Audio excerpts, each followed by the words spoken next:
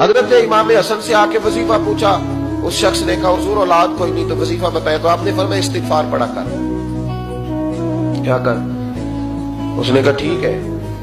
تو حضور پھر میں دوبارہ کب آؤں؟ تو امام حسن کہنے لگے بے اولاد ہے نا تو، استغفار کا وظیفہ بتایا نا؟ کہا ہاں۔ فرمانے لگے اب اس وقت آنا جب اللہ تجھے 10 بیٹے عطا کرے گا۔ کتنے؟ 2 4 نہیں، 10 ہی کہہ دیے۔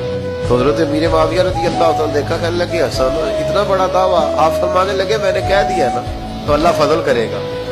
ہاں ہاں اللہ خیر کرے گا، خیر ہو جائے گی۔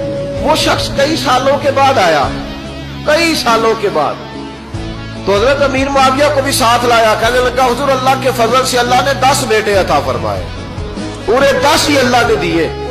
تو حضرت امیر معاویہ کہنے لگے جناب بات تو آپ کی سچی ہو گئی، پر مجھے بھی بتائیے وظیفہ کہاں سے لیا؟ فرمانے لگے قرآن پاک سے، سورہ نوح کی 10 11 12 آیت پڑھو۔ اللہ فرماتے تم استغفار پڑھو، میں تمہاری بیٹوں سے بھی مدد کروں گا، مالوں سے بھی مدد کروں گا۔